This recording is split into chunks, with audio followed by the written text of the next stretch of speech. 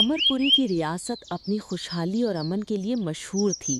राजा विक्रम सिंह का इंसाफ ऐसा था कि शेर और बकरी एक घाट पर पानी पीते, लोग मेहनत से काम करते और रात को सुकून की नींद सोते।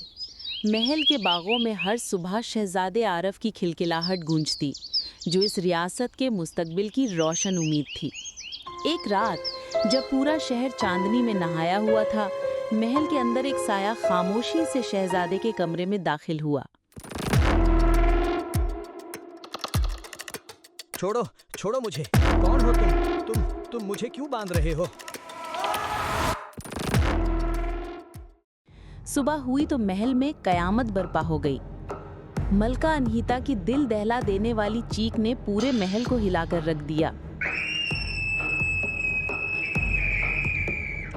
शहजादा आरव अपने बिस्तर से गायब था। कमरे में सब कुछ अपनी जगह पर था, सिवाय एक चीज के। शहजादे के तकिए पे एक सियाह गुलाब यानी ब्लैक रोज रखा हुआ था। ना कोई पैगाम, ना कोई निशान, बस वो वहशतनाक खामोश फूल। दरबारे खास। राजा विक्रम सिंह का चेहरा पत्थर का हो चुका था। उनकी आंखों में गम और गुस्से का तूफान था। उनके सामने वजीर मलिक जहां और सेनापति भैरव सर झुकाए खड़े थे। राजा विक्रम गरजती हुई आवाज में, मेरा बेटा कहाँ है? इस महल की दीवारों के भी कान होते हैं, मगर आज सब बहरे हो गए। कोई अंदर कैसे दाखिल हुआ? कहाँ थे तुम्हारे पहरेदार सेनापति?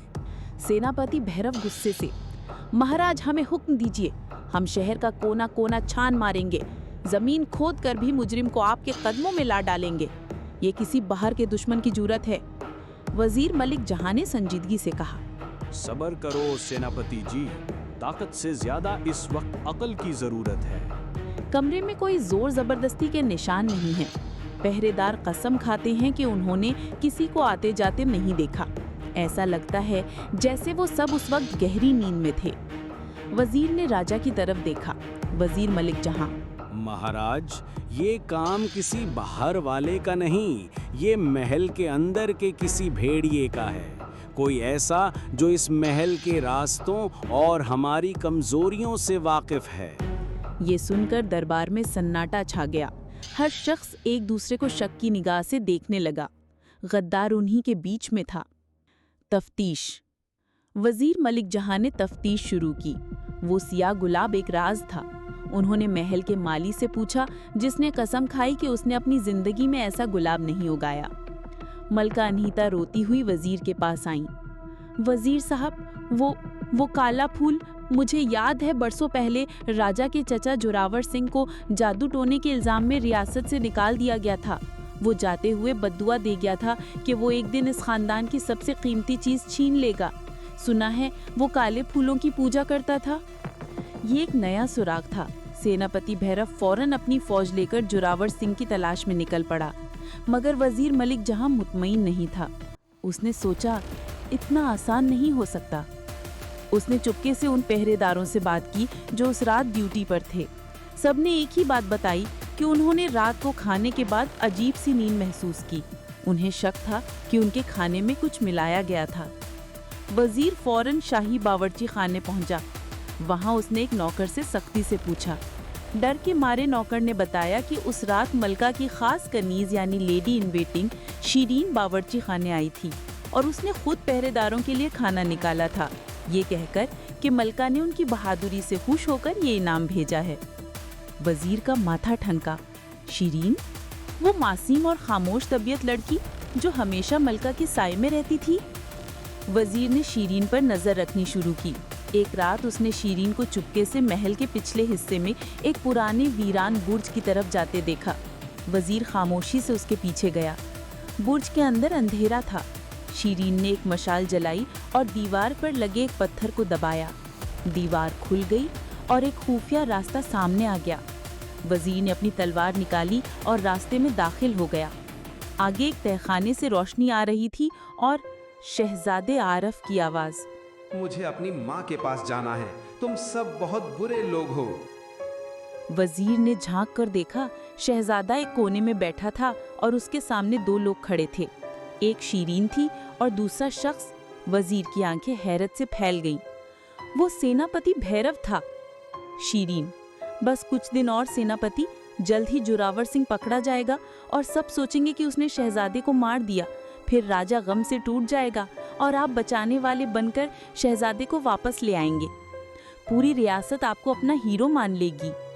सेनापति भैरव ने घमंडी हंसी के साथ। हीरो नहीं, शीरी, नया राजा। ये विक्रम सिंह बहुत नर्म दिल है। रियासत मोहब्बत से नहीं, खौफ से चलती है। मैं इस रियासत को वो ताकत दूंगा जो इसने कभी नहीं देखी, और तुम मेरी रानी बनोगी। उसने शीरीन को एक सियाह गुलाब दिया। ये हमारी जीत का निशान है। वजीर मलिक जहां समझ गया। सियाह गुलाब जोरावर सिंह की तरफ इशारा करने के लिए एक चाल थी।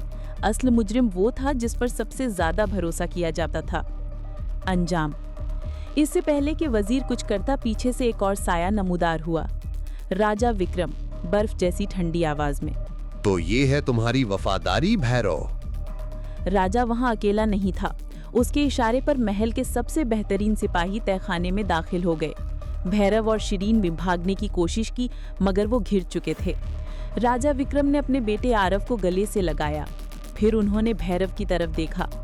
राजा विक्रम ने कहा, तुमने कहा था मोहब्बत कमजोरी है, लेकिन तुम भूल गए जिस वजीर पर मुझे भरोसा था उसने अपनी अक्ल से तुम्हारा पर्दाफाश किया, और मैं एक बाप अपने बेटे के लिए इस तहखाने तक आ पहुंचा। ये मोहब्बत की ताकत है भैरव, जिसे तुम जैसा गद्दार कभी नहीं समझ सकता। सेनापति भैरव और शीरीन को कैद कर लिया गया। अमरपुरी में अमन लौट आया, मगर अब लोगों की आंखों में एक समझदारी थी। उन्होंने सीख लिया था कि सबसे बड़ा दुश्मन अक्सर दोस्ती का नकाब पहनकर सामने आता है। और उस दिन के बाद अमरपुरी में सियाह गुलाब हमेशा के लिए गद्दारी की अलामत बन गया।